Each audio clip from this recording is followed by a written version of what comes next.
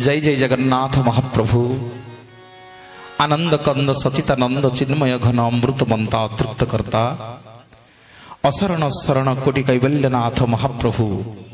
कोटि कोटि ओडियार जीवन धन मो कालिया शांतर चरणार बिंदरे अनंत कोटि दंडवत अर्पण करी। एठी जो ठाकुर रहउछंती आंको ना कोन लोके समस्ते कहले ये द्वारिका रे रुहंती बोली आंको ना द्वारिकानाथ। पुणी बुली बुली जाई पहुंचला रामेश्वर रे। सेठी लोक मानक पचला कला भाई एठी जो ठाकुर अछंती आंको ना कोन लोके सब कहले ये रामंकर ईश्वर बोली आंको ना रामनाथ। पुणी शेषकु लोकटी बुली बुली आज्ञा पहुंचला आसी कि पुरी रे सब लोक मानक पचला कला भाई एठी जो ठाकुर अछंती आंको ना कोन लोके समस्ते कहले जगन्नाथ। लोकटा किछि बुझी पारलानी। देखबा बद्रिका जाइथिली बद्रीनाथ कहिले, द्वारिका जाइथिली द्वारिकानाथ कहिले, रामेश्वर जाइथिली रामनाथ कहिले। लोकटी सीधा सड़क जाई पहुंचला गरुड़ पछपटे कालिया शांतଙ୍କୁ पचारिला कहला मणिमा मु बुझी पारुनी किए आपण आपण कोन पुरीर नाथ ना नाई रे मु पुरीर नाथ नुह ना आपण कोन ओडिसार नाथ ना नाई रे मु ओडिसार नाथ नुह ना आपण कोन भारतर नाथ ना नाई रे मु भारतर नाथ नुह ना आपण कोन एशिया महादेशर नाथ ना नाई रे मु एशिया महादेशर नाथ नुह ना आपण कोन पृथ्वीर नाथ ना नाई रे मु पृथ्वीर नाथ नुह ना प्रभु किए आपण ना मु होउची रसातल भूतल पाताल स्वर्ग मर्त्य आकाश चंद्र मो लोम मूलरे 84 कोटी जीव जगत को उद्धार कलावाला मु जगतर नाथ जगन्नाथ जगन्नाथ जगन्नाथ। कौन पे जगन्नाथंगर कान नहीं, कौन पे जगन्नाथंगर आखि अच्छी पता नहीं, कौन पे जगन्नाथंगर हाथ अच्छी पापुली नहीं, कहीं जगन्नाथंगर छाती नहीं, कहीं जगन्नाथंगर पाद नहीं। भक्त भावर कथा जगन्नाथ को भक्त पचारा कला प्रभु आपणकर कान कौन पाई नहीं। कली जुगरे आमे जेते तो मंदिर देखुचु जेते ठाकुर देखुचु सब हाथ गोड़ नाक कान आखि अच्छी प्रभु आपण तो जगतर नाथ जगन्नाथ। कान कुआड़े गला आपणकर ना रे से दिन कान थिला बोली डाक देला मते गज कुंभीरता गोड़ को कामुड़ी थिला धाई गली मु लक्ष्मी की देकरी गज पाखकु सुदर्शन चक्र रे जेते बेले मु कुंभीरर बेक को काटिली ना कुंभीर मते हाथ जोड़ी करी पचारला कहला ठाकुरे मोर तो आपणक संगे किछि युद्ध होइनी मु तो आपणकर किछि क्षति करिनी आमे गज कुंभीर युद्ध लागिछु मणिमा आपण कोन पई आसिकरी सुदर्शन चक्र रे मो बेकटा को काटी देले। सेठी महाप्रभु कथा देइथिले कुंभीर को कहले कुंभीर मन दुख करिना रे मन दुख करिना मु जेमिति आज तते बिना कारण रे तो बेक को सुदर्शन चक्र रे काटी देइछि मु आज तते कथा दउछि रे काली जते बेले कली जुग रे जगन्नाथ होई अवतार नेबी मोर समग्र शरीर थिबो रे हेले कान नथिबो आउ को कान थिबो ना को गज मते डाकिले मु सुदर्शन चक्र रे ता बेक को जाई काटी देवी। एवं सेठी भगवान कुंभीर को कथा देइथिले कहले गज मोर भक्त हेले मध्य तू सर्वप्रथमे स्वर्ग को जीवु पछरे जीव गज।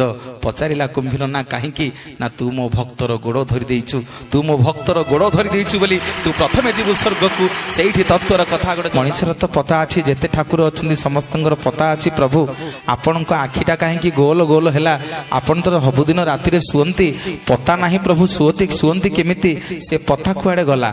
मने पडुछि से दिन भीम दुर्योधन आज्ञा युद्ध लागिथिला भीम जेते दुर्योधन को मारुछि दुर्योधन आज्ञा मरुनी। श्रीकृष्ण भगवान टिके भीम आड़े अनेकरी आखिठार मारिदेले टिके आखिठार मारिदेले जे भीम कौन कला दुर्योधन रो जानुभंग करदेला।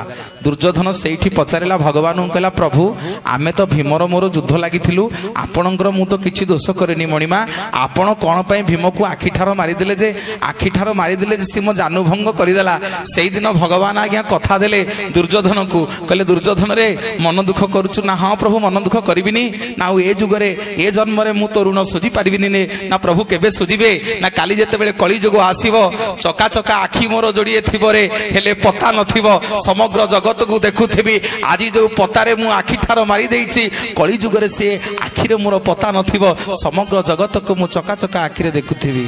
पुणी भक्तटे दिने पचारिला कहला प्रभु भुवनेश्वर रु बाहरी पड़ी सकाळु सकाळु जाइकरी पहुंची गला पुरी रे मु जगन्नाथ को देखिबी केते कोन कहि पकेबी मोर एते दुख अछि मो पुओ चाकरी करिनी टंका पैसा नाही प्रभु तेल लुण संसार केते कोन भाबिकरी बस रे बसिकरी जाइछि पुरी अरुण स्तंभ परे बाट जाक जाऊ जाऊ जेते बेले जगन्नाथ को आज्ञा 500 लोक ता भितर ध्यान देबे 500 लोक ता भितर अछंती लोकटा आज्ञा छटपट होउछि जगन्नाथ को देखिया पई से 500 लोक भिड़ भितर जेते बेले आखिरे जगन्नाथ को आखि ଆଖିରେ ଆଖି ପଡ଼ି ଯାଇଛି ନା ଲୋକଟି କହୁଛି ପ୍ରଭୁ ମୁଁ କ'ଣ ଆପଣଙ୍କୁ ଦେଖିବାକୁ ଆସିଥିଲି, ଆପଣ କ'ଣ ମୋତେ ଭଲ ଭଲ କରିକି ଅନେଇଛନ୍ତି। ସେଇଠି ପଚାରୁଛି ଭକ୍ତ ଭଲା ଆଖି ଯୋଡ଼େ ପାଇଛ ଶାନ୍ତେ, ଭଲା ଆଖି ଯୋଡ଼େ ପାଇଛ।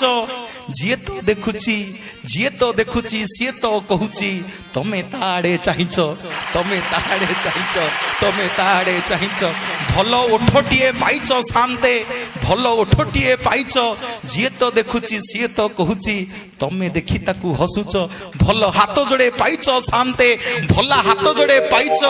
ଯିଏ ତ ଯାଉଛି ପାପି ହଉ ବା ତପିଟିଏ ହଉ ତମେ କୋଳେଇ ନବାକୁ ଡାକୁଛ, ତମେ କୋଳେଇ ନବାକୁ ଡାକୁଛ, ତମେ କୋଳେଇ ନବାକୁ ଡାକୁଛ।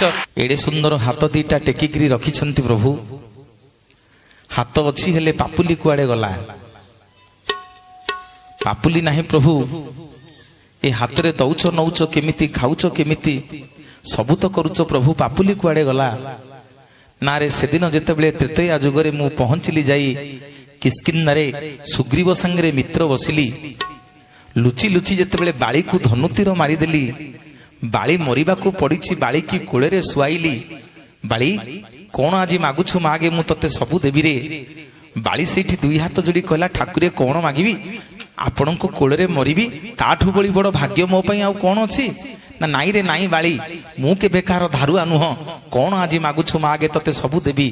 ସେଇଠି ବାଳି ଭଗବାନଙ୍କୁ କହିଲା ପ୍ରଭୁ ମୁଁ ଆପଣଙ୍କର କିଛି ଦୋଷ କରିନଥିଲି, ଆମେ ସୁଗ୍ରୀବର ମୋର ଯୁଦ୍ଧ ଲାଗିଥିଲୁ, ଆପଣ ଆପଣଙ୍କ ସ୍ତ୍ରୀ କି ଉଦ୍ଧାର କରିବେ ବୋଲି ଆପଣଙ୍କ ସ୍ୱାର୍ଥ ପାଇଁ ଆଜି ମତେ ଧନୁତୀର ମାରିଦେଲେ। ଆଉ ମୁଁ କିଛି ଦୋଷ କରିନଥିଲି ମଣିମା। ନା କ'ଣ ମାଗୁଛୁ ମାଗେ? ନା ପ୍ରଭୁ ମୁଁ ମଲା ବେଳେ ଯୋଡ଼ିଏ କଥା ମାଗିକିରି ଆପଣଙ୍କୁ ଯିବି। ନା କ'ଣ ମାଗୁଛୁ ମାଗେ? ନା ପ୍ରଭୁ ପ୍ରଥମ ମୋର ମାଗୁଛି ଯୋଉ ହାତରେ ଆପଣ ମତେ, ଯୋଉ ପାପୁଲିରେ ଆପଣ ମତେ ଧନୁତୀର ମାରିଛନ୍ତି, ମୁଁ ଚାହୁଁଛି ପ୍ରଭୁ ସେ ପାପୁଲି ଆପଣଙ୍କର ନ ରହୁ। ସେଇଠି ପ୍ରଭୁ ରାମଚନ୍ଦ୍ର କଥା ଦେଲେ ବାଳି ମୁଁ ଏ ଜନ୍ମରେ ତରୁଣ ସୁଝି ପାରିବିନି ରେ, କାଲି କଳି ଯୁଗରେ ଯେତେବେଳେ ଜଗତର ନାଥ ଜଗନ୍ନାଥ ହୋଇ ଅବତାର ନେବି, ଯୋଉ ପାପୁଲିରେ ତତେ ଭିଡ଼ିକିରି ଧନୁତୀର ମାରି ଦେଇଛି, ମୋର ହାତ ଥିବ ରେ ଆଉ ପାପୁଲି ନଥିବ, ଆଉ ପାପୁଲି ଥିବ ନା କୋଉ ବାଳିକୁ ମୁଁ ଲୁଚି ଲୁଚି ଧନୁତୀର ମାରିବି। ପୁଣି ବାଳି ଦ୍ୱିତୀୟ ବର ମାଗୁଛି ପ୍ରଭୁଙ୍କୁ, କହିଲା ପ୍ରଭୁ ମୁଁ ହଉଛି କିଷ୍କିନ୍ଧା ରାଜ୍ୟର ରାଜା, ମୋରି ପାଣି ପବନରେ ଯେତେ ବୃକ୍ଷଲତା ଜୀବଜନ୍ତୁ ଅଛନ୍ତି ସମସ୍ତେ ବଡ଼ ହେଇଛନ୍ତି, ଆପଣ ମତେ ଧନୁତୀର ମାରିଲେ ମୋ ମନ ଦୁଃଖ ନାହିଁ, କିନ୍ତୁ ଯୋଉ ଗଛ ପଛପଟେ ଛିଡ଼ା ହେଇକିରି ଲୁଚି ଲୁଚି ମତେ ଧନୁତୀର ମାରିଦେଲେ ସେ ବୃକ୍ଷଟା କେଡ଼େ ବେଇମାନ, ତା ରାଜ୍ୟର ରଜାଙ୍କୁ ମାରିବା ପାଇଁ ଆପଣଙ୍କୁ ଲୁଚେଇ ରଖିଥିଲା। ମୁଁ ଆଜି ମଲା ବେଳେ ସେ ବୃକ୍ଷକୁ ଅଭିଶାପ ଦଉଛି, ସେ ବୃକ୍ଷଟା ଭାରି ମିଠା, ଭାରି ଫୁଲେଇ, ତାର ପାଦଠାରୁ ମୁଣ୍ଡ ପର୍ଯ୍ୟନ୍ତ ସମଗ୍ର ଶରୀର ପିତା ହେଇଯାଉ, ଯିଏ ତାକୁ ପାଟିରେ ଲଗେଇବ ସମସ୍ତେ ତାକୁ ଥୁ ଥୁ କରନ୍ତୁ। ପ୍ରଭୁ ରାମଚନ୍ଦ୍ର ତଥାସ୍ତୁ କରିଦେଲେ, ଯିବାକୁ ବାହାରିଛନ୍ତି, ବୃକ୍ଷଟି ଗୋଡ଼ ତଳେ ପଡ଼ିଗଲା। କହିଲା ଠାକୁରେ ଭଲ ଆପଣ ହଉ, ଆପଣ ଯିବେ ଆପଣଙ୍କ ସ୍ତ୍ରୀ କି ଆଣିବେ, ମତେ ବାଳି ଅଭିଶାପ ଦେଲା, ମୋ କଥା ବୁଝିକିରି ଯାଆନ୍ତୁ।